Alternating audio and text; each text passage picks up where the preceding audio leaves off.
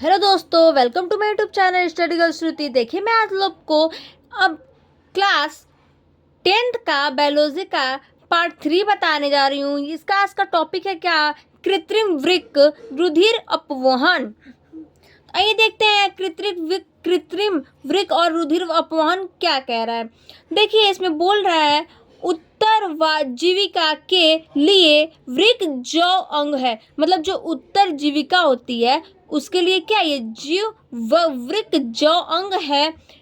कई कारण जैसे संक्रामण आघात या वृक्क में सीमित रुधिर प्रवाह विकृत की क्रियाशील को कम कर देता है। बोल रहा है जैसे इसमें जो कई कारण होते हैं संक्रमण आघात में या विक्र में क्या है सीमित रुधिर और प्रवाह विक्र की क्रिया क्या होती है शील को कम कर देती है। मतलब जो शील होती है उसको क्रिया को क्या करती है कम कर देती है। किसको? तो कृत्रिम वृक्क को।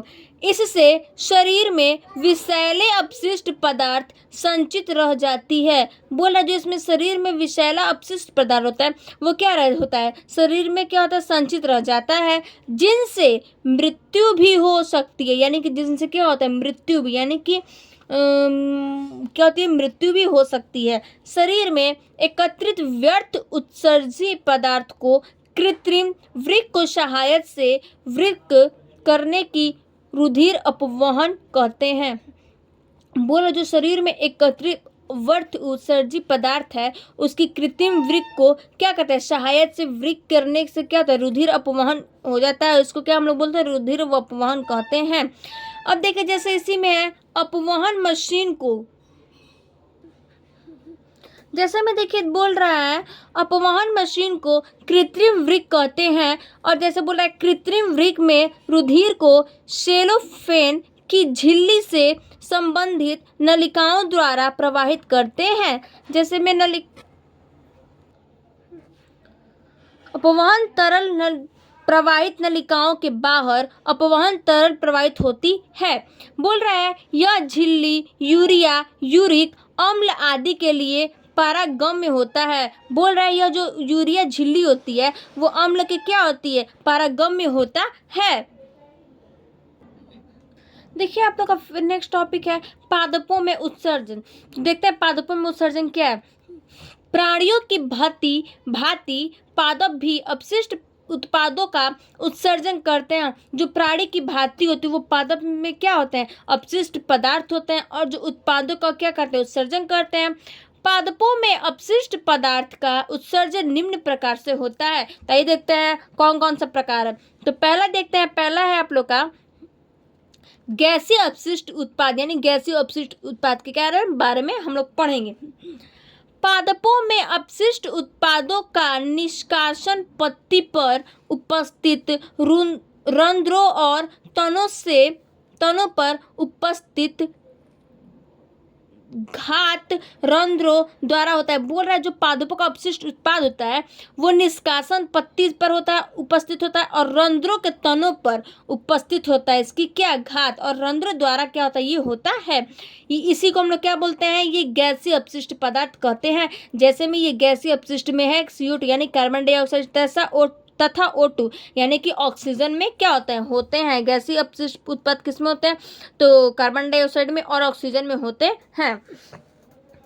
नेक्स्ट टॉपिक है देखिए दूसरा है आप लोग का दूसरा पॉइंट है तरल अपशिष्ट पदार्थ। देखते हैं तरल अपशिष्ट पदार्थ।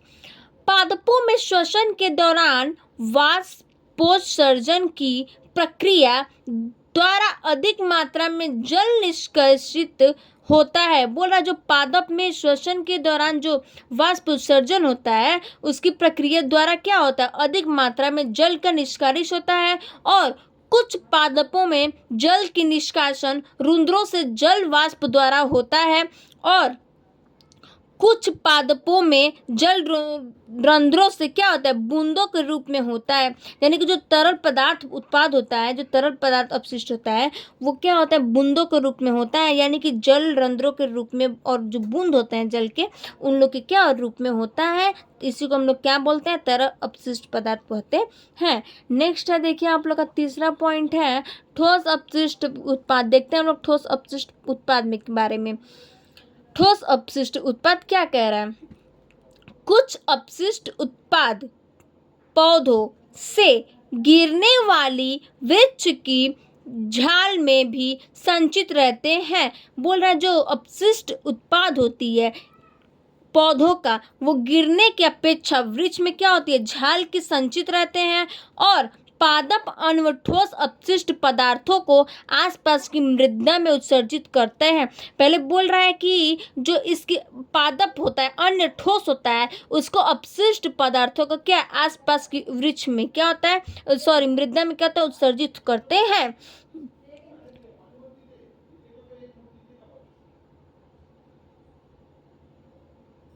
अब देखिए चौथा पॉइंट है आप लोग का, क्या चौथा पॉइंट बोल रहा है, चौथा पॉइंट है उपयोगी पादप अपशिष्ट। देखते हैं उपयोगी पादप अपशिष्ट, इसमें फर्स्ट पॉइंट क्या है, पादपों द्वारा आवश्यक तेलों का उत्सर्जन, जैसे चंदन का तेल, जैतून का तेल इत्यादि उपयोग में लाया जाता है। बोल रहा है जो हम लोग पादप के द्वारा आवश्यक जो तेल का उत्सर्जन करते हैं, जैसे में क्या चंदन का तेल हुआ, जैतून का तेल हुआ, ये सब क्या करते हैं हम लोग, उपयोग में लाया जाता है, यानी उपयोग में होता है। ऐसे देखिए दूसरा है क्या पॉइंट इसका, पादपों के द्वारा सोंद निकलता है। पादप के द्वारा क्या निकलता है, गोंद निकलता है। पादपों के द्वारा क्या निकलता है, गोंद निकलता है, जो खाने में उद्योग में काम, जो खाने के लिए क्या होता है, उद्योग में काम आता है। नेक्स्ट टॉपिक देखते हैं क्या कह रहा है। देखिए तीसरा पॉइंट क्या कह रहा है,